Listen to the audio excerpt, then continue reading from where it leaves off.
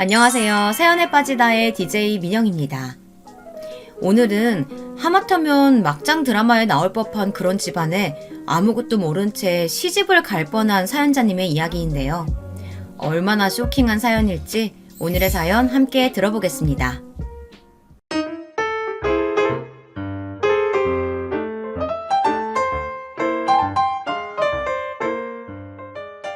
안녕하세요. 저는 30대 여자입니다. 인생이란 한치 앞도 모른다더니 그 말이 딱 맞았습니다. 최근에 제가 얼마나 말도 안 되는 경험을 했는지 몰라요. 저는 비서로 일하고 있어요. 자산 규모가 최소 5천억 원 이상인 중견기업에서 회장님을 모시고 있습니다. 원래는 전혀 다른 일을 하다가 이 회사에 들어온 지도 벌써 10년 가까이가 되었네요.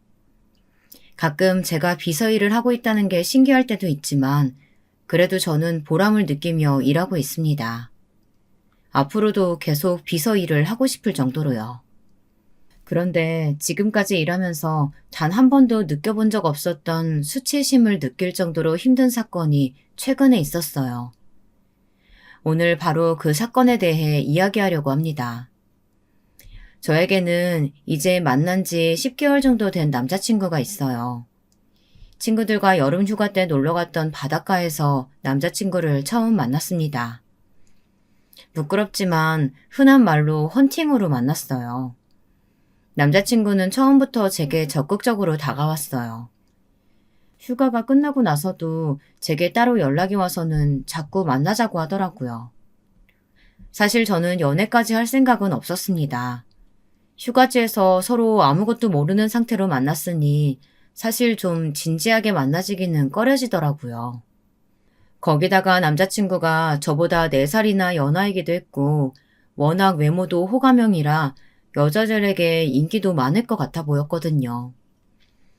주변 친구들은 잘생긴 데다가 연하면 더 좋지 뭘 고민하냐고 했지만 사실 저는 진지한 연애를 하고 싶었어요. 결혼도 빨리 하고 싶었거든요. 그런데 저보다 연하에 인기도 많은 젊은 남자가 진지하게 연애할 생각이 있을까 싶어서 저는 연애를 시작하기 전부터 괜히 망설여지더라고요. 반면 남자친구는 굉장히 적극적이었어요. 처음 만났을 때부터 저와 결혼하게 될 것만 같은 운명을 느꼈다면서 저와 꼭 진지하게 만나보고 싶다더군요. 제 직업이 비서라는 얘기에 평소 정장 입은 여자가 이상형이었다면서 너무 멋있다고 만날 때마다 저를 추켜 세웠어요. 결국 저는 달콤한 말에 홀라당 넘어가고 말았습니다. 어느새 4살이나 어린 남자와 연인 사이가 되어버렸죠. 연애하기 전에는 몰랐는데 연애를 시작하고 나니 남자친구가 경제적으로도 좀 여유가 있나 보더라고요. 작은 사업을 하고 있다고 하긴 했었는데 데이트할 때 보니 차도 외제차에 씀씀이도 또래보다 컸어요. 평소 명품도 고민 없이 턱턱 사고 제게 선물도 자주 사주더라고요. 제가 부담스러울 정도로 고가의 가방이나 구두도 만날 때마다 사줬어요. 저는 아무래도 좀 부담이 돼서 이야기했습니다. 사업이 어느 정도 잘 되는지는 모르지만 앞으로 결혼도 하고 아이도 낳으려면 지금부터 돈을 좀 모아둬야 하지 않겠냐고요. 그런데 제 말에 남자친구는 자신감이 넘쳐서 오히려 제게 아무 걱정하지 말라고 하더라고요. 자기는 든든한 아버지가 계시다고요. 사실 허세 부리는 것 같아 보일까봐 내가 자기한테 말은 안 했는데 우리 아버지가 건물주야. 요즘 건물주 시아버지가 최고인 거 자기도 알지? 남자친구가 30도 안 된 나이에 사업까지 하고 돈도 잘 쓰는 게 아버지께서 재력이 좀 있으신가 보더라고요. 그거 믿고 저렇게 자신감이 넘쳤던 거였어요. 저는 그런 점이 걱정이 되면서도 한편으로는 남자친구의 해맑음이 부럽기도 했어요. 저는 어릴 때부터 워낙 절약정신이 투철한 부모님 밑에서 자랐기 때문에 돈은 최대한 아낄 수 있는 만큼 아껴서 중요한 일에 쓰는 거라고 배우면서 컸습니다. 그래야 나이 들어서 남의 신세 안 지고 안정적으로 살 수 있다고요. 남자친구가 아무 생각 없이 돈만 쓰는 건 아닌가 걱정했는데 그래도 집안에서 도움은 받을 수 있는 상황인 것 같아서 그나마 다행이라고 생각했습니다. 아직 제 결혼 상대로 마음에 쏙 드는 정도의 남자친구는 아니었지만 그래도 아직 나이가 젊으니 제가 옆에서 내조하면 미래를 생각해도 괜찮지 않을까라는 생각도 했어요. 그때까지는 말이죠. 그런데 얼마 뒤 남자친구가 먼저 결혼 이야기를 꺼냈습니다. 남자친구는 하루라도 빨리 저와 결혼해서 화목한 가정을 꾸리고 싶다고 했어요. 저는 사실 아직 확신이 없어서 남자친구의 말을 농담처럼 웃어넘겼어요. 아직 그러기엔 남자친구 나이가 너무 젊지 않냐고 둘러대면서요. 그러던 어느 날이었습니다. 제게 믿을 수 없는 일이 벌어졌어요. 사실은 남자친구가 프로포즈를 준비했더라고요.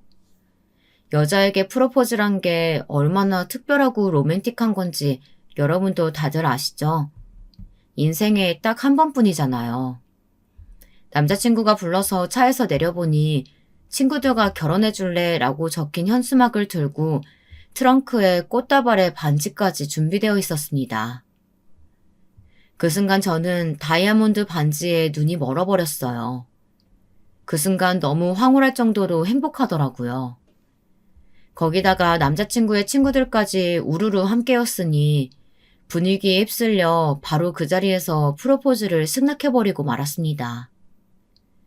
얼마 뒤 제가 남자친구에게 프로포즈 받았다는 이야기를 저희 언니에게만 살짝 했습니다. 언니는 제가 남자친구와 연애하는 동안 고민이 있을 때마다 상담해줬었거든요. 그러자 언니는 만난 지 얼마나 됐다고 벌써 결혼을 하냐며 조금 더 신중하게 생각하라고 했어요. 결혼이라는 게 급하게 해서 좋을 게 없다면서요. 사실 저희 언니가 얼마 전에 이혼했어요. 결혼 3년 만에 형부가 바람을 피운 걸 알게 됐거든요. 남자는 겉만 봐선 몰라. 적어도 1년은 넘게 만나봐야 하는 거야. 시부모님 되실 분들도 꼭 먼저 만나봐야 되는 거고. 너 언니 말 새겨들어. 결혼은 현실이다. 언니는 결혼에 굉장히 부정적이었습니다. 원래도 제게 결혼은 미친 짓이라고 절대 하지 말라고 매일 입버릇처럼 이야기했거든요. 몇 년씩 연애하고 결혼해도 절대 모르는 게 사람 속이라면서 제게 신중하게 생각하라고 당부했습니다. 언니 말을 듣다 보니 제가 너무 결혼에 대해 쉽게 생각했나 싶었어요. 그러던 중 남자친구가 자신의 어머님에게 여자친구가 있다고 결혼하고 싶다고 말씀드렸더니 남자친구의 어머니께서 여자친구가 어떤 사람인지 궁금하다고 한번 놀러 오라고 하셨다네요. 저는 벌써 남자친구의 부모님을 만나는 게 좀 어색했지만 그래도 이 기회에 예비 시부모님을 미리 만나보는 것도 좋을 것 같아서 그러겠다고 했습니다. 남자친구네 집은 제가 생각했던 것보다 훨씬 더 부자였어요. 집값 비싸기로 유명한 한남동에 2층짜리 전원주택이더라고요. 집 안에 들어갔더니 주방에서 일하시는 분들도 계셨어요. 그것도 한 분만이 아니라 적어도 3분은 넘게 계신 것 같더라고요. 아, 엄마는 빨리 오라고 성하더니 또 어딜 나간 거야. 자기야, 그럼 우리 아버지한테 먼저 인사드리자. 아버지는 방에 계셔. 남자친구 어머니께서는 잠깐 외출하셨다가 들어오는 중이시라고 하더라고요. 저는 오히려 긴장이 좀 풀리는 것 같았어요. 사실 어른들을 만나뵐 생각에 티는 안 냈지만 많이 긴장했거든요.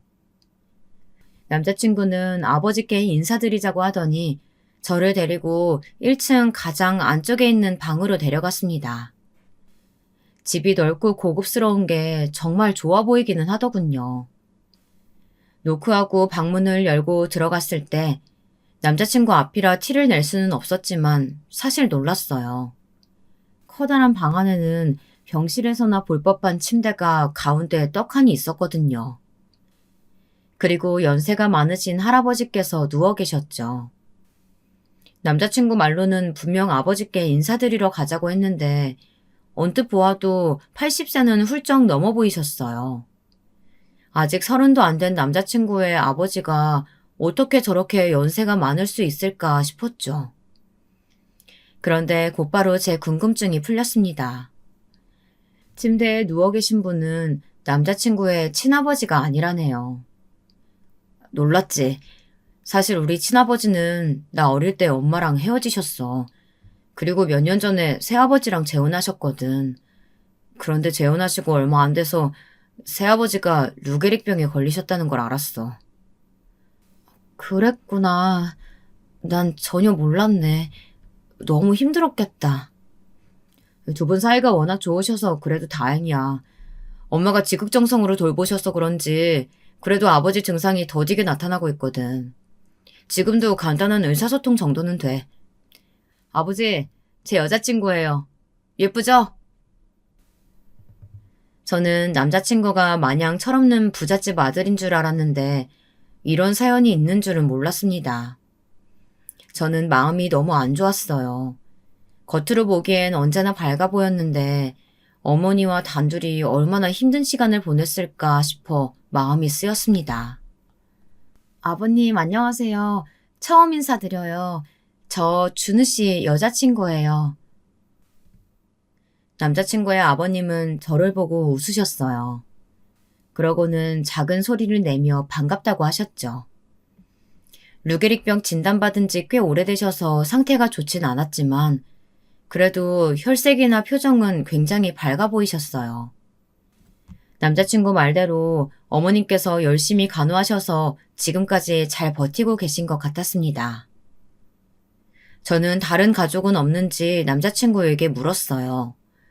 그런데 남자친구의 아버지에게 따님이 한 분 계시다네요. 결혼하고 아이도 있어서 따로 살고 있고요. 누나라고는 부르는데 사실 남보다 못해. 누나는 나랑 엄마를 못 잡아먹어서 안달이거든. 어머님이 아버님 돌보시느라 고생하시는데 잘해드리지는 못할 망정 왜 못 잡아먹어서 안달이야? 두 분 다 나이가 많으신 상태로 만나서 재혼하신 거니까 우리 엄마가 아버지 돈만 보고 이 집에 들어왔다고 생각하거든. 남자친구 이야기만 들었을 때는 남자친구와 남자친구의 어머니가 너무 안 됐다는 생각만 들었어요. 새아버지와 함께 행복하게 사시려고 재혼하신 걸 텐데 아버지는 저렇게 침대에만 누워 계시고 딸은 혹여나 재산이라도 가로챌까 싶어 의심만 한다니 얼마나 속상하실까 싶어서요. 그때 집에 돌아오신 남자친구 어머님을 뵙자마자 저는 너무 놀랐습니다. 선입견 가질 필요는 없지만 그래도 제가 생각했던 어머니의 모습과는 너무 달랐거든요. 남자친구의 어머님이 어디를 다녀오신 줄은 몰라도 머리부터 발끝까지 온통 다 화려했어요. 어깨까지 오는 붉은 머리에 커다란 선글라스를 머리에 끼고 화려한 보석 목걸이와 귀걸이를 치렁치렁 하셨더라고요. 의상은 말할 것도 없이 화려함의 극치였죠. 그리고 가장 중요한 건 어머님께서 굉장히 젊어 보이셨다는 거예요. 9연세에 얼굴이며 목에 주름 하나 없이 팽팽하시더라고요. 조금 전 2층에서 만나 뵌 남자친구의 새아버지와는 정말 부부 사이가 맞나 싶을 정도였어요. 조금 과장해서 부녀지간이라고 해도 믿을 수 있겠다 싶을 정도로요. 어머, 내가 손님 모셔놓고 늦었네. 너무 미안해요. 내가 다니는 병원 원장이 이 시간밖에 예약이 안 된다고 해서. 아니에요. 저희도 금방 왔어요. 그런데 병원에는 왜 다녀오셨어요? 어디 편찮으세요? 저는 혹시나 어머니께서 어디가 안 좋으신 건가 싶어서 걱정되어 물어봤는데 병원이 그런 병원이 아니더군요. 역시 나이를 거스를 정도로 팽팽한 피부를 유지하는 데에는 다 방법이 있었습니다. 사실은 내가 요즘 턱이 너무 처져서 주사 좀 맞느라고 늦었어요. 요즘 엄청 유명한 V라인 주사 그거 맞고 오느라고 조금 늦었지 뭐예요? 이제 보니 남자친구가 어머님을 닮은 거더라고요. 남자친구의 어머님도 해맑고 엄청 밝으셨어요. 애교도 많아 보이시더라고요. 저는 그때까지만 해도 남자친구 어머니께서 아버지를 돌보시느라 힘드셔서 본인을 꾸미고 가꾸는데 투자하시나 보다 생각했습니다. 그런데 이야기를 나누면 나눌수록 조금 혼란스러웠어요. 제가 생각했던 분이 아닌 것 같아서요. 아줌마, 집에 손님 왔는데 어쩜 아무것도 안 내놨어요? 도대체 뭐 뜨라는 거야? 내가 둘째 마누라라고 무시하지 말라고 했죠? 빨리 먹을 것도 좀 내와요. 어머니, 아까 커피 마셨어요. 저희가 위층에 올라가고 아버님 뵙는 동안에 다 치우셨나 봐요. 어머, 아가씨는 뭘 또 집안이라는 사람들을 걱정하고 그래. 비서라더니 남의 밑에서 일하는 사람들 보면 막 감정이입되고 그러나 보다. 동질감 느껴져서. 남자친구 어머님의 말투는 참 묘했습니다. 되게 말을 놓으시는 것도 굉장히 불편하게 느껴졌는데 저를 대하는 방식도 특이했습니다. 분명 남자친구가 제게 프로포즈했다는 이야기를 어머니한테 했다고 했어요. 그런데도 저를 아들의 여자친구 혹은 예비 며느리가 아닌 지나가다 우연히 만난 아가씨 정도로만 대하셨죠. 아무래도 제가 마음에 들지 않으시는 것 같았어요. 근데 아가씨가 들고 있는 가방, 그거 무슨 브랜드야? 난 난생 처음 보네, 그런 가방. 이거 브랜드 아니에요. 저는 원래 명품은 잘 몰라서 그냥 인터넷으로 예쁘면 사거든요. 어머, 그게 예뻐? 젊은 사람이 취향이 참 특이하네. 엄마, 우리 자기는 엄마랑 나랑 달라. 국민도 알지? 우리 자기 거기 나왔다니까? 완전 배운 여자야. 그래? 그렇게 좋은 대학까지 나오신 분이 왜 남의 밑에서 시중이나 듣는 일을 할까? 어머니, 사실 그게... 저는 제가 비서 일을 하는 이유에 대해서 남자친구 어머니께 설명드리려고 했습니다. 그런데 그때 갑자기 초인종 소리가 들렸어요. 주차장으로 차가 들어오는 소리라고 하더군요. 그 순간 남자친구의 어머니께서 분주해지셨습니다. 뭐가 그렇게 급한지 갑자기 방으로 들어가셨어요. 저는 무슨 일인가 싶어 남자친구를 바라봤는데 남자친구는 익숙하다는 듯 고개를 절레절레 흔들기만 하더라고요. 방에 들어가셨던 어머님이 금방 나오시긴 했는데 저는 어머님의 모습을 보자마자 좀 의아했습니다. 어머니께서 옷을 갈아입고 나오셨더라고요. 조금 전 방에 들어가셨던 어머님이 맞나 싶을 정도로 허름하고 낡은 옷으로 말이죠. 그때까지만 해도 저는 무슨 상황인지 이해가 되지 않았어요. 제게 브랜드 가방이 어쩌고 저쩌고 하시더니만 저런 시장에서나 살 법한 옷들이 어디서 났나 싶었죠. 잠시 뒤 남자친구의 누님이 등장하고 나니 대충 어떤 상황인지 알겠더군요. 남자친구의 어머니께서는 딸 앞에서 소박하고 평범한 엄마의 모습으로 보이고 싶으셨나 봐요. 아무래도 남자친구의 누님이 어머니를 좋아하지 않는 상황이었으니 남자친구 어머니 입장에서는 괜한 꼬투리 잡힐 일은 하지 않으려고 하시는 거겠죠. 남자친구의 어머님은 저를 딸에게 아들 친구라고 소개했어요. 곧바로 남자친구의 누님이 제게 그럼 예비 며느리인 거냐고 물었지만 제가 말도 하기 전에 어머님께서 선을 딱 그으시더라고요. 아직 나이도 어린데 무슨 결혼이냐면서요. 남자친구는 그 앞에서 철딱서니 없이 프로포즈도 했다고 이제 곧 결혼할 거라고 말했습니다. 그러자 남자친구의 어머님 표정이 싹 바뀌셨어요. 저는 그 순간 분명 느꼈습니다. 어머니께서는 역시나 저를 마음에 들어하지 않으시는 거였죠. 남자친구 어머님은 제가 남자친구보다 연상이라는 게 가장 마음에 걸리시는 것 같았어요. 여자 나이 30대면 아이나 하나 금방 가지겠냐는 이야기까지 하시더라고요. 새어머니야말로 창피한 줄 모르고 환갑 앞두고서 백수 아들까지 달고 남의 집에 들어와 놓고 그런 걸 왜 따져요?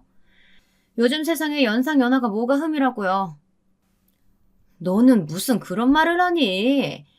그리고 우리 아들이 왜 백수야? 요즘 사업하잖아. 얘가 가만 보니까 완전 사업 체질이더라고. 투자금만 넉넉하면 금방 자리 잡을 거야. 지금 투자금이라고 했어요? 야, 너 김준호 아니고 이준우잖아. 너는 돈 때문에 아직 멀쩡히 살아계신 친아버지를 버리냐? 혹여나 정신없는 우리 아버지 옆에서 알짱거리면서 내 재산에 손댈 생각은 꿈도 꾸지 마라. 네 어머니 단속도 좀 잘하고. 저는 제가 아무래도 오늘 나를 잘못 잡았다 싶었습니다. 분위기가 아주 살벌하더라고요. 막장 드라마에서나 흔하게 나오는 장면인 줄 알았는데 가족끼리 재산 문제로 신경전을 벌이는 모습을 직접 제 눈으로 보게 될 줄은 몰랐어요.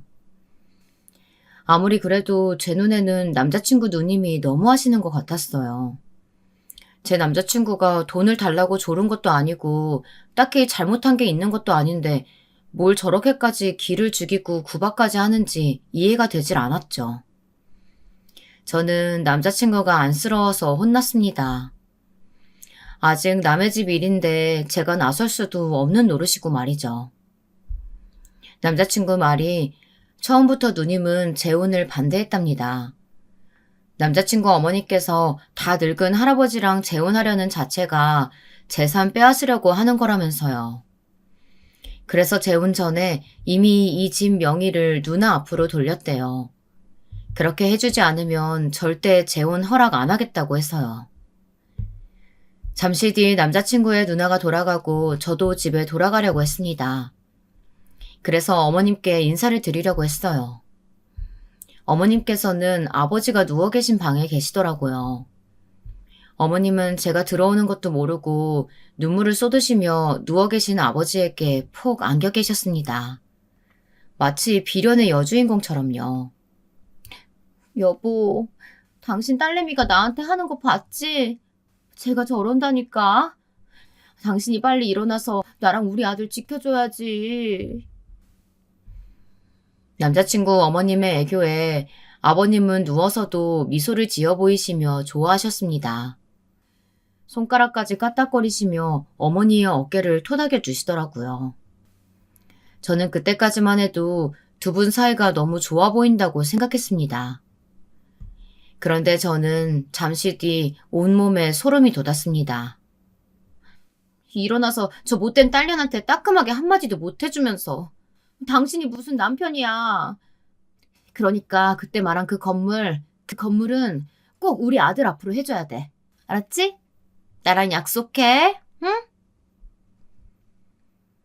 정말 어머님의 말귀를 다 알아듣기는 들으신 건지 남자친구의 아버지께서는 고개를 끄덕이셨습니다. 그러자 어머님은 눈물을 쓱 닦으시더니 아버지의 이마에 쪽 입을 맞추셨어요. 그러고는 곧바로 어딘가로 급하게 전화를 거셨습니다. 나예요. 지금 당장 우리 남편 건물 증여 관련 서류랑 유언장 가지고 우리 집으로 바로 와요. 지금 당장. 저는 놀라서 그대로 방을 나왔습니다. 사실 겁이 났어요. 제가 지금 제 눈으로 본 상황이 무슨 일인가 싶어서요. 저는 이 일을 남자친구에게 말해야 하나 말아야 하나 고민이 됐습니다. 하지만 말하지 못하겠더라고요. 남자친구는 조금 전 누님이 왔다 간 일만으로도 상처를 받은 것 같아 보였는데 어머니의 일까지 이야기하면 많이 속상해할 것 같았죠. 혼란스러운 와중에 남자친구 어머니께서 제가 혼자 거실에 있을 때 제게 오시더니 그만 돌아가 달라고 하셨어요. 어머, 아직도 있었어요?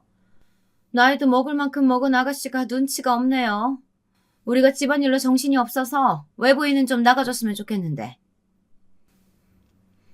저는 말문이 막힌 채로 남자친구 어머니에게 꾸벅 인사를 드리고 집을 나왔습니다. 남자친구에게는 먼저 집에 간다고 메시지만 보냈어요. 제가 말도 안 하고 가버린 걸 알면 서운해할 것 같아서요. 그런데 이게 웬일일까요? 그날 저녁 남자친구에게 전화가 와서 나가보니 편의점에서 혼자 술을 먹으며 펑펑 울고 있더라고요. 저는 무슨 일인지 물었습니다. 몇 시간 전 제가 돌아간 이후에도 무슨 일이 있었나 보더라고요. 남자친구 말이 누님에게 전화가 왔는데 전화를 받자마자 자신에게 욕을 퍼부었답니다. 내가 네 엄마 단속 잘하라고 했지? 이 집안에 너희 모자지간 편은 아무도 없어. 네 엄마한테 똑똑히 전해. 우리 아빠 변호사가 건물 증여 서류 가지고 너희 엄마한테 갈 일은 절대 없다고. 남자친구의 누님은 건물에 건자도 가질 생각하지 말라면서 한 번만 더 아버지 재산에 욕심내면 지금 당장 집을 팔아버리고 아버님을 요양원에 보내버리겠다고 했대요. 그렇게 되어버리면 남자친구는 어머님과 함께 집도 절도 없는 신세가 된다면서 서러워했습니다. 자신은 누나와 아버지와 진짜 가족처럼 잘 지내고 싶은데 어디서부터 어떻게 잘못된 건지 모르겠다네요. 그러면서 저와 함께 만들어갈 가족은 행복하고 안정적인 가정이었으면 좋겠다면서 저를 꼭 안아주었습니다. 저는 남자친구가 안쓰러웠어요. 어릴 때 아버지와 헤어지고 나서 줄곧 어머니와 단둘이서만 지내다가 이제야 가족이 생겨 좋았을 텐데 그런 가족에게 인정받지 못하고 있으니 속상할 만하다고 생각했죠. 저는 제가 그런 가족이 되어줘야겠다고 마음먹었습니다. 물론 제가 남자친구와 가족이 되면 남자친구 어머니와도 가족이 돼야 한다는 점을 제가 감수해야겠지만 그때까지만 해도 노력하면 할 수 있을 거라고 생각했어요. 그만큼 저도 남자친구와 화목한 가정을 꿈꿨으니까요. 명절 연휴에 남자친구가 둘이 여행을 가자고 했어요. 친구가 여자친구와 가려고 호텔 예약을 해뒀는데 일이 생겨 못 가게 됐다고 해서 남자친구가 양도를 받았다네요. 저희 부모님은 명절 때 항상 두 분이 여행을 가시기 때문에 저는 상관없었지만 남자친구는 그래도 아버지께서 몸도 안 좋으시고 하니 가족들과 함께 보내야 하는 거 아닌가 걱정이 돼서 물었습니다. 그런데 남자친구는 괜찮다고 하더라고요. 앞으로 결혼하게 되면 명절에 여행 가기 어려울 수도 있으니 지금 아니면 언제 가보겠냐면서 이번엔 꼭 둘이 가고 싶다고 보채더라고요. 그렇게 저희는 여행을 갔습니다. 남자친구가 말한 호텔은 생각보다 너무 좋았어요. 비용도 비용이었지만 알고 보니 시즌에는 예약하기도 힘든 호텔이더라고요. 그런데 체크인을 하다 보니 예약자 이름이 누가 봐도 여자 이름이었습니다. 남자친구 말이 친구 여자친구 이름이라고 하더라고요. 저는 그러려니 했습니다. 여행은 즐겁게 잘 다녀왔어요. 그런데 여행을 마치고 집에 올라오는 길에 남자친구가 어머니와 통화를 하더라고요. 그런데 어머니께서 얼마나 소리를 지르시는지 목소리가 핸드폰 밖 제 귀에까지 다 들렸어요. 너 어디야? 명색이 장남이라는 놈이 명절인데 집에도 안 들어오고 어디를 그렇게 싸돌아다니는 거야? 나 우리 자기랑 여행 갔다가 지금 집에 올라가는 길인데 무슨 일 있어? 여행? 아무리 시대가 변했어도 그렇지. 걔는 결혼도 전에 어떻게 남자랑 여행을 다니고 그런다니? 걔 부모는 딸내미가 그러고 다니는 거 아니? 엄마는 무슨 어울리지도 않게 그런 고루한 얘기를 해요. 어차피 나랑 우리 자기는 결혼할 사이라 그런 걱정 안 해도 돼요. 안 그래도 남자친구 어머니께서는 저를 마땅치 않아 하시는데 이번 일로 더 미움받는 건 아닌지 걱정이 됐습니다. 그래서 저는 명절이기도 하니 가는 길에 맛있는 거라도 사서 남자친구네 집에 인사라도 드리러 가자고 했습니다. 남자친구는 좋아하더라고요. 제게 역시 현명하다면서 손가락까지 축혀 올렸습니다. 저는 남자친구가 좋아하는 모습을 보니 좋았어요. 지금아 생각해보면 제가 참 순진했죠. 제가 조금 더 노력하면 남자친구와 화목한 가정을 꾸리는데 한 발 더 다가가는 거라고 생각했습니다. 그런데 그게 생각처럼 쉽지 않더군요. 제 남자친구의 어머니는 생각보다 훨씬 더 이상한 분이셨어요. 겪으면 겪을수록 제가 절대 넘을 수 없는 높은 산처럼 느껴졌습니다.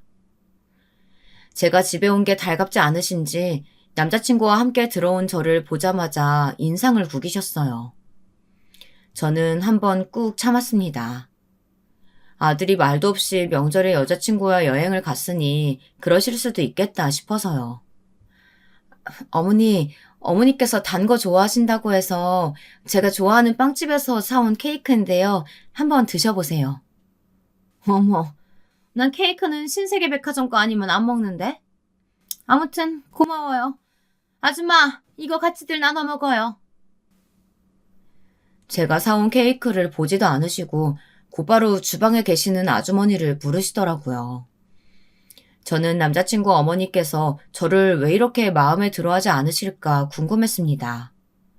저에 대해 아시는 거라고는 나이나 직업 정도밖에 없으실 텐데, 그것만 가지고 저를 이렇게까지 싫어하는 티를 내시는 걸까 싶어서요. 사실 제가 지금까지 살면서 어디 가서 어른들에게 미움받아 본 적이라고는 없거든요. 저는 방법을 바꿔서 정면 돌파를 해야겠다 싶었습니다. 저도 남자친구 어머니를 예비 시어머니라고 생각하면 마음이 답답하고 잠도 잘 오지 않았지만 그래도 해보는 데까지는 해봐야겠다 싶었죠. 어머, 신세계 케이크 맛있죠? 저도 좋아해요. 나중에 저랑 같이 가요, 어머님. 듣기로는 20대 초반부터 비서 일만 했다던데. 그래도 직급이 있어서 월급은 좀 받나 보네요?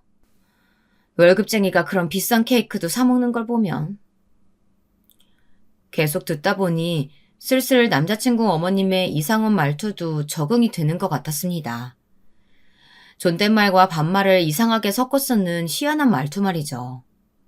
어머니, 작은 회사는 몰라도 기업에서는 비서실 파워가 되게 막강해요. 거기다가 저는 회장님을 모시고 있으니까 당연히 회사에서는 실세나 다름없죠. 저는 어머님과 어떻게든 친해져 보려고 부단히도 노력했습니다. 제가 어떤 사람인지 천천히 알려드리다 보면 조금씩 마음을 열지 않으실까 싶었어요.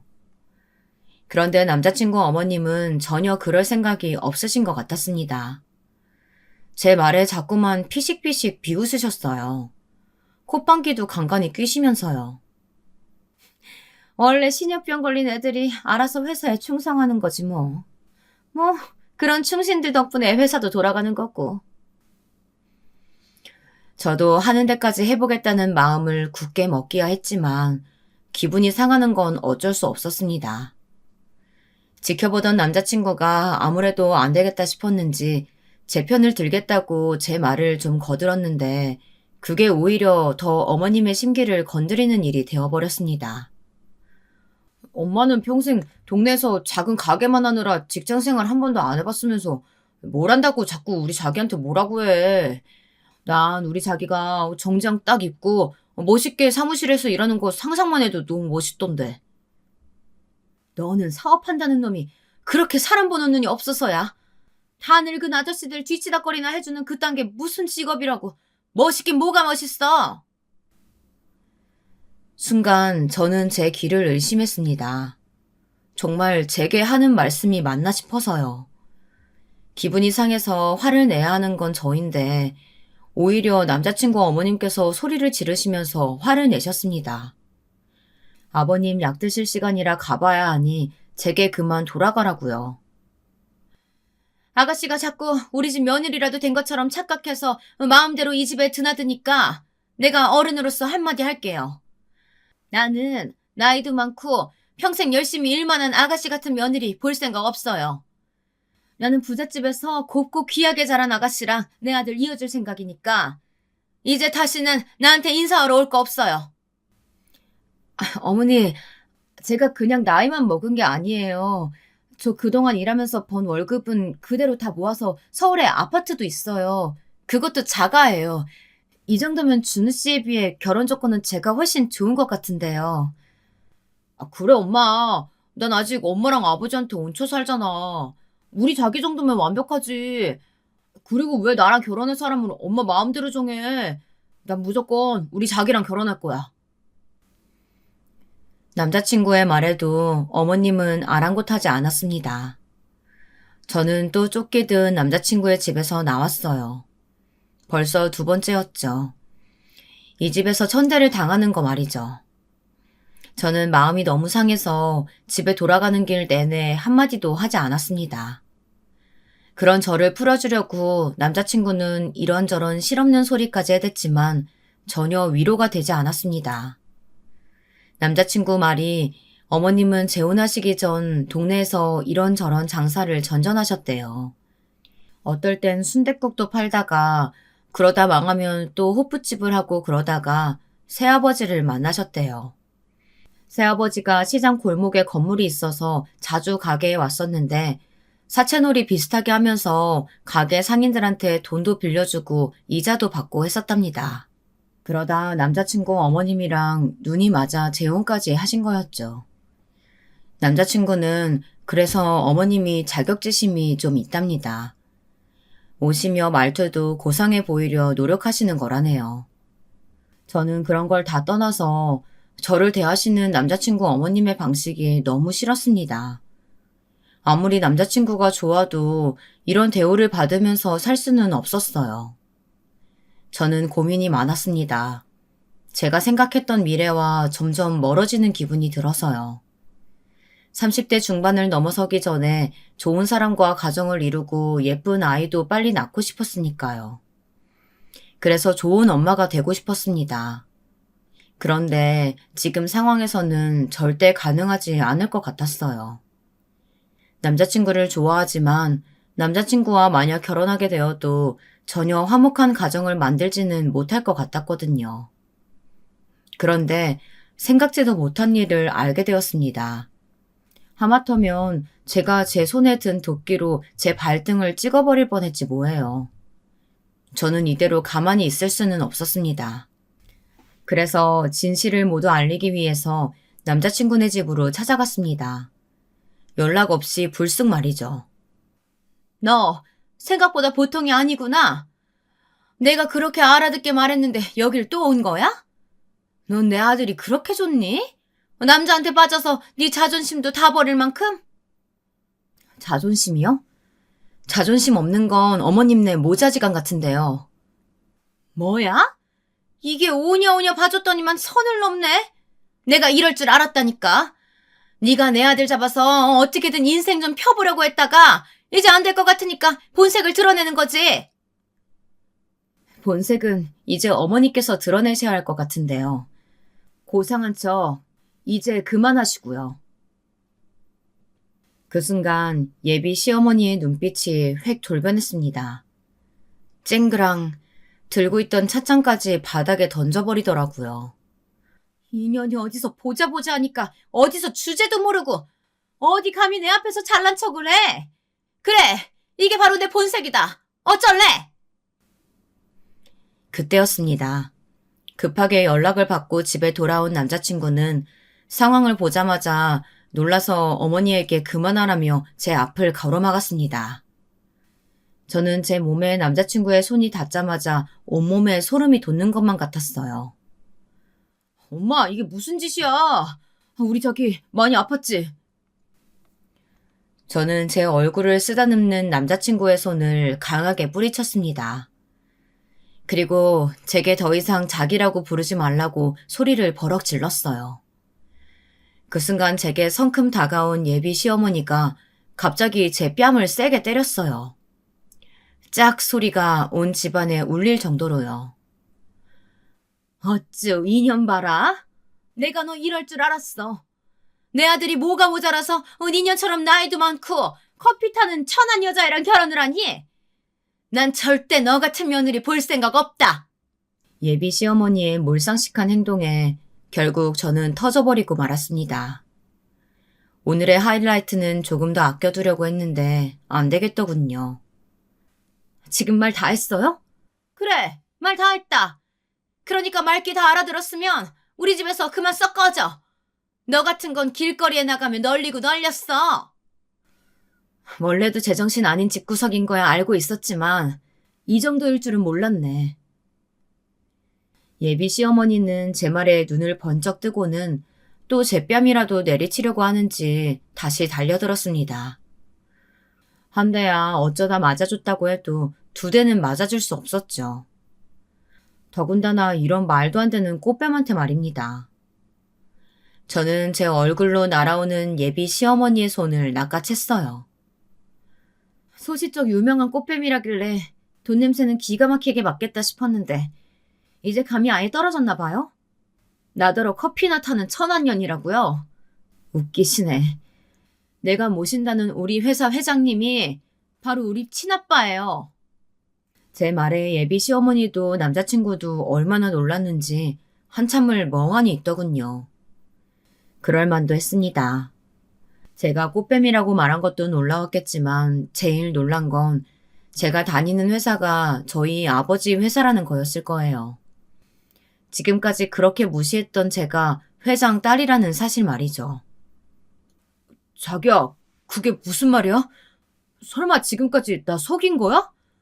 속이긴 내가 뭘 속여. 굳이 내가 우리 아버지 회사 일까지 너한테 이야기해야 돼? 아무리 그래도 어떻게 그런 걸 얘기 안 할 수가 있어. 설마 날 못 믿은 거야? 내가 자기가 돈 많은 집 딸인 거 알면 어떻게 할까 봐? 왜? 이제와 생각하니 아쉬워? 이럴 줄 알았으면 그 돈 많은 유부녀 비위 맞춰가면서 힘들게 빨대 꽂을 필요 없었는데. 뭔 소리야? 유부녀라니. 남자친구는 순간 말까지 더듬으며 당황했습니다. 제가 평생 모를 줄 알았나 보더라고요. 이게 도대체 무슨 막장 전개냐고요. 제 남자친구는 제가 알던 사람이 아니었습니다. 저를 사랑한다는 달콤한 말로 현혹하면서 뒤로는 더러운 짓을 일삼고 있었어요. 물론 저도 남자친구에게 말하지 않은 게 한 가지 있기는 했습니다. 제가 지금까지 10년 넘게 비서로 일한 회사는 아버지 회사였어요. 저는 아버지의 비서로 근무했습니다. 사실 저희 아버지께서 심장 수술을 2번이나 받으셨어요. 선천성 심장 기형으로 희귀한 병이라서 어린 시절부터 제대로 달리기 한번 해보신 적이 없는 분이셨죠. 수술을 2번이나 받으시면서 많이 좋아지셨지만 그래도 매일 드셔야 하는 약도 있고 수시로 건강 체크가 필요한 분이세요. 어릴 적 어머니를 따라 병원에서 보낸 시간이 많았는데 저는 그렇게 간호사 선생님들이 멋있어 보이더라고요. 그래서 저는 명문대 간호과에 힘들게 들어갔습니다. 졸업하고 아주 잠깐 병원에서 근무하다가 아버지의 부탁으로 회사에 들어왔습니다. 당시에 아버지의 건강 상태가 좋지 않으셨거든요. 그래서 남자친구와 남자친구 어머니가 대단하다고 생각했어요. 아무리 좋아서 재혼하셨다지만 재혼하자마자 루게릭병 판정을 받으신 건데 곁에서 평생 돌보기로 하셨다는 게 쉽지 않은 결정이라는 걸 저는 잘 알고 있었거든요. 저는 아버지의 친딸인데도 사실 비서 일을 시작하기 전에 많이 고민했었어요. 아버지를 위해 제 꿈까지 접어야 한다는 게 속상했었거든요. 아버지께서는 평생 큰 회사를 운영해 오시다 보니 책임감이 엄청나셨어요. 아버지가 돌아가시기라도 하면 회사에는 큰 타격이 있으니까요. 제가 곁에서 살뜰히 보살펴 준다면 아버지는 병도 이겨내고 버틸 수 있을 것 같다고 하셨습니다. 그 말까지 듣고 어떻게 거절할 수 있었겠어요. 저는 다행히도 일이 적성에 맞았습니다. 일하는 내내 좋았어요.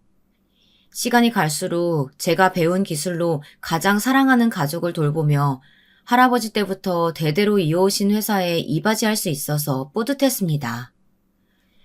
그런데 그런 일을 자기 멋대로 조롱하고 비우는 것도 모자라서 저를 자신과 똑같은 사람으로 치부해버리다니 정말 화가 났습니다. 사실 저도 남자친구에게 이야기할 생각이었어요. 아버지가 운영하는 회사에서 일하고 있다고요. 그런데 그맘때쯤 제 남자친구가 좀 이상하다고 느껴졌어요. 여행 다녀오고 난 지 얼마 되지 않았을 때였습니다. 남자친구가 잠깐 화장실에 간 사이 저는 차에서 남자친구를 기다리고 있었어요. 그런데 제 발 아래에 뭐가 있는지 자꾸만 걸리적거리더라고요. 저는 몸을 숙여 의자 아래를 확인했습니다. 조수석 아래에 웬 여자 립스틱이 떨어져 있더군요. 분명 제 거는 아니었어요. 굉장히 비싼 브랜드의 립스틱이었거든요. 그리고 결정적으로 그 립스틱에는 이름이 각인되어 있었어요. 바로 호텔에서 보았던 예약자 이름과 같았습니다. 저는 모르는 척 그 립스틱에 대해 며칠 뒤 남자친구에게 물었어요.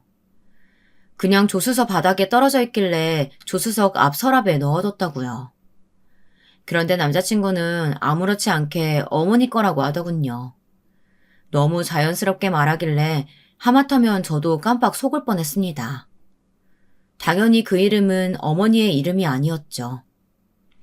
저는 그날 이후 남자친구와 만나는 동안 내내 남자친구를 의심하지 않을 수가 없었습니다. 거짓말을 한다는 건 제게 숨기는 게 분명 있다는 거니까요. 분명 확인해 봐야 한다고 생각했습니다. 저는 남자친구와 결혼까지 생각했으니까요. 저는 남자친구의 핸드폰을 몰래 훔쳐봤습니다. 그러면 안 되는 건 저도 잘 알지만 이건 제 인생이 달린 문제였으니까요. 남자친구의 핸드폰에서 제가 립스틱에서 봤던 이름과 호텔 예약자였던 여자의 이름을 찾았습니다. 저는 여자 연락처만 알아낼 생각이었어요. 그런데 남자친구는 참 허술하더군요. 그 여자와 셀 수도 없이 많은 연락을 주고받은 내용이 고스란히 남아있었어요. 5천, 딱 5천만 구해주면 된다니까? 누나, 나 못 믿어? 이거 다 사업 자금이잖아. 우리 사업 잘해보려고. 남편이 자꾸 의심해. 5천이면 모를 리가 없잖아. 우선 1,000만 원만 먼저 보내고 나머지는 상황 보고 연락할게. 사랑해. 저는 메시지 내용을 확인한 순간 눈물이 왈칵 나올 정도로 너무 힘들었습니다. 제가 왜 지금까지 몰랐을까요? 이렇게 대놓고 그 여자와 매일 통화를 하고 메시지를 주고받고 있었는데 말이죠. 남자친구는 내연녀에게 계속해서 돈을 달라고 요구하고 있었어요. 명목은 항상 사업 자금이라고 했지만 다 생활비로 쓴 것 같았어요. 제가 바보였습니다. 남자친구 말을 곧이곧대로 믿었어요. 사업도 잘 되고 있고 새아버지께서 생활비도 넉넉히 주신다고 하니 당연히 그런 줄 알고 깜빡 속고 있었어요. 알고 보니 남자친구는 돈 많은 유부녀에게 저와의 데이트 비용까지 받고 있었던 거죠. 게다가 명절 때 갔던 호텔도 내연녀가 남자친구와 가려고 예약해둔 거였는데 아무래도 가정이 있는 여자이다 보니 쉽지 않았나 보더라고요. 남자친구는 그 호텔에 저를 데리고 간 거였고요.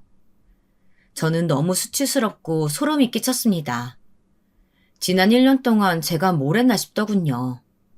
남자친구 생각은 도대체 뭐였을까요? 이 유부녀를 계속 만나면서 정말 저와 결혼이라도 하려고 한 거였을까요? 제가 남자친구에게 속았다는 사실이 믿기 힘들었지만 이대로 있을 수만은 없었습니다. 정신을 바짝 차려야 했죠. 저는 눈물을 훔치고 남자친구가 오기 전에 재빨리 핸드폰의 화면을 저장했습니다. 남자친구가 나중에 발뺌할 것까지 생각해서 통화 내역, 그리고 주고받은 메시지까지 모두 다요. 저장한 사진을 제 핸드폰으로 전송했어요. 사실 그때까지만 해도 제가 이걸 가지고 뭘 어쩌라는 건 아니었어요. 단지 남자친구에게 받은 씻을 수 없는 수치심과 배신감에 대해 그대로 돌려주고 싶을 뿐이었습니다. 그래서 결정적인 순간에 남자친구를 망신 주려고 했어요. 딱 그 정도였습니다. 그런데 이제는 그 정도 가지고는 성에 차질 않겠더라고요. 문제는 제 남자친구뿐이 아니었으니까요. 그날 집에 돌아와 저장한 메시지 내용을 꼼꼼히 다시 한번 확인해 보았는데 급한 마음에 이것저것 다 보이는 대로 저장해서 전송했더니 남자친구가 모르는 번호의 누군가와 주고받은 메시지까지 저장되어 제게 보냈더라고요. 그런데 그 내용이 충격 그 자체였습니다. 그 모르는 번호로 저장된 사람은 다름 아닌 남자친구의 친아버지였습니다. 어린 시절 어머니와 이혼했다는 아버지 말이죠. 네 엄마 왜 전화 안 받냐? 영감탱이 시중 주느라 엄청 바쁜가 봐? 이번 달 생활비 안 들어왔던데 아직도 그 영감탱이 딸내미가 돈줄 맞고 있는 거야? 좀 기다려. 나랑 엄마도 미치겠어. 재수없는 누님께서 중간에서 아주 짜증나게 한다니까. 우선 네 돈이라도 좀 보내봐. 돈이 있어야 아버지도 뭘 할 거 아니야. 나도 돈 없어서 요즘 데이트 비용까지 그 유부녀한테 알랑방에 끼면서 받은 돈으로 한다니까. 그러니까 아버지 조금만 기다려. 엄마가 조금만 더 작업하면 영감탱이가 건물 넘겨줄 것 같다고 했어. 그러게 가난한 여자랑 연애를 뭐하러 하냐. 돈 많은 물주나 하나 잡아서 빨리 장가 나가라니까. 남자친구네 집안은 몽땅 다 사기꾼 집안이었습니다. 남자친구네 가족은 몽땅 다 사기꾼 집안이었습니다. 남자친구가 부모님 두 분을 아주 그대로 빼다 박았더군요. 제가 지금까지 본 남자친구는 아주 앞뒤가 철저하게 다른 인간이었어요. 남자친구에게 내연녀가 있다는 것도 놀라운데 어머니와 아버지가 형식상 이혼만 하고 연락까지 하고 지낸다는 건 더 기가 막힐 노릇이었죠. 그걸 가지고 제 앞에서 구구절절 불쌍한 척 한 것까지도 너무 가증스럽더라고요. 저도 처음엔 그냥 똥 밟았다 생각하고 헤어지려고도 했습니다. 그런데 남자친구네 집에 갔을 때 배웠던 남자친구 아버지의 얼굴이 아른거렸어요. 그래서 저는 좋은 일 한다 생각하기로 했습니다. 저야 미리 알았으니 다행이었지만 혹여나 그 꽃뱀 모자 때문에 다른 피해자가 생기는 꼴은 못 보겠더군요.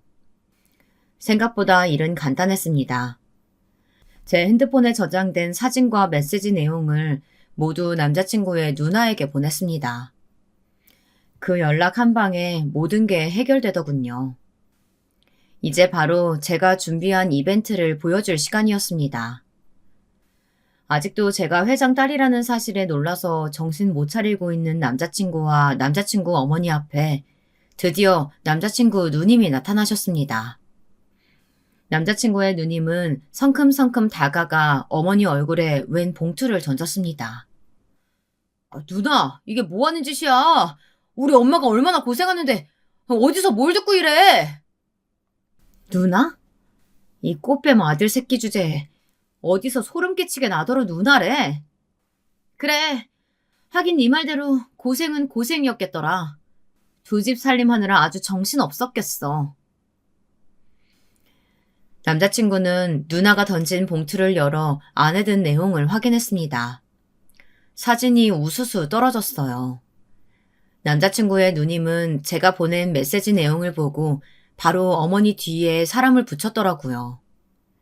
어머님께서 이혼한 남편과 밥도 먹고 드라이브 하는 사진이 많이도 찍혔더라고요. 이 사진이 뭐? 이혼했어도 자식이 있는데 만나서 밥도 먹고 드라이브도 할 수 있지. 내가 뭐 죄졌어? 어머님은 오히려 적반하장으로 나왔어요. 단순히 이야기할 일이 있어서 만난 거라고 우기시더라고요. 그런데 그때 결정적인 사진 한 장을 남자친구 누나가 어머니의 얼굴에 던졌습니다.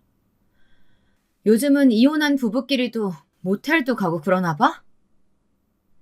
저도 일이 이 지경까지 될 줄은 몰랐는데 정말 가관이더군요. 아무리 세상이 막장이고 돈이면 뭐든 하는 인간들이 판치는 세상이라도 선은 언제나 승리하는 게 맞았어요. 그 순간 남자친구의 아버님 담당 변호사께서 아버님이 타신 휠체어를 밀고 거실로 나오셨어요. 갑작스러운 아버님의 등장에 다들 놀란 눈치였죠. 우리 여보가 오늘은 컨디션이 좋은가 보네. 오랜만에 휠체어도 타셨으니까 우리 산책이라도 갈까요? 그 와중에도 예비 시어머니께서는 휠체어 옆에 착 붙어서 아버님에게 애교를 부리더군요. 이런 상황에서도 참 대단하다 싶었습니다. 머리가 나쁜 거야? 아니면 눈치가 없는 거야? 내가 방금 던진 사진 못 봤어요? 설마 내가 이걸 보고도 가만히 있을 거라고 생각하는 거예요? 당연히 여기 오기 전에 아버지랑 변호사한테 먼저 보냈지. 뭐야? 벌써 보냈다고? 누나, 도대체 왜 이래? 나는 건물만 받으면 된다니까? 나머지는 누나가 다 가져. 건물? 웃기는 소리 하지 마. 우리가 호구로 보여? 어디서 사기꾼 주제에 남의 재산을 넘봐? 그리고 그 순간 변호사는 더 놀라운 이야기를 했습니다. 지금 방금 남자친구의 아버님께서 유언장 변경을 하셨다네요. 모든 재산은 다 딸 앞으로 증여할 생각이고 지금 당장 이 집에서 남자친구와 어머님은 나가라고 하셨어요. 저는 딱 거기까지만 보고 집을 나와버렸습니다. 남의 집 일이니 더는 제가 간섭할 일이 아닌 것 같았어요. 남자친구와 제 일은 나중에 정리하려고 했죠. 그런데 그때였습니다. 글쎄 남자친구와 남자친구 어머님이 집에서 달려나오더니 저를 쫓아오더라고요. 자기야, 어디가? 나랑 같이 가야지. 어머, 아가야, 너도 참 성격이 급하구나. 우리 그때 신세계 가서 케이크 같이 먹기로 했었잖아. 우리 지금 가서 너희 결혼에 대해서 좀 자세히 얘기 좀 나눌까? 와, 저는 어이가 없어서 웃음이 절로 나왔습니다. 이렇게 태세 전환이 빠른 꽃뱀 모자는 어디에도 없을 거예요. 이 집에서 쫓겨났으니 이제 어떻게든 저에게라도 붙어보려고 했나 봅니다. 자기야, 자기도 알잖아. 난 자기가 가난한 줄 알고도 사랑했어. 그래서 돈 많은 여자들 다 버리고 자기랑 결혼하려고 한 거라니까? 나 진심으로 자기 사랑해. 그러니까 제발, 나 용서해주고 받아주라. 내가 자기한테 정말 잘할게. 이걸 어쩌나? 상황이 아직 끝이 아닌데. 어머, 저기 이제야 오시네. 여기에요. 제가 남자친구에게 준비한 마지막 복수가 이제야 도착했더군요. 지금 씩씩거리며 다가오는 남자는 바로 남자친구가 만나던 그 호구 내연녀의 남편이었습니다. 저는 호구 내연녀의 SNS를 찾아 그 여자의 남편에게 따로 연락을 했어요. 아내의 불륜 사실을 전하고 불륜 상대인 남자친구의 집 주소를 알려주면서 이 집에 오면 그 불륜남이 있을 거라고 알려줬어요. 그런데 아주 타이밍이 기가 막혔습니다. 그때 딱 마침 도착했더군요. 그날 이후 꽃뱀 모자는 어떻게 됐냐고요? 둘 다 소송에 걸려 잘못하면 형까지 살 수도 있다는 소식까지는 들었습니다. 알고 보니 그 유부녀가 남편의 회사 돈까지 손을 대 남자친구 사업 자금을 대줬더라고요. 그래서 그 유부녀와 남자친구는 횡령 혐의로 소송 중이었고 남자친구 어머님은 혼인 빙자 사기로 소송 중이라네요. 제 이런 막장 이야기를 혹여나 저희 부모님이 아시면 걱정하실까봐 누구에게도 말하지 않았지만 유일하게 제 사정을 다 알고 있는 언니는 제게 괜찮냐고 걱정했습니다. 하지만 사실 저는 생각보다 괜찮았습니다. 참 거지 같은 일에 휘말려 하마터면 인생 망할 뻔했지만 그래도 미리 알게 돼서 그 꽃뱀 모자와 인연을 끊었으니 말입니다. 자칫 잘못했으면 사기꾼인 줄도 모르고 결혼까지 했을지도 모르니 말이죠.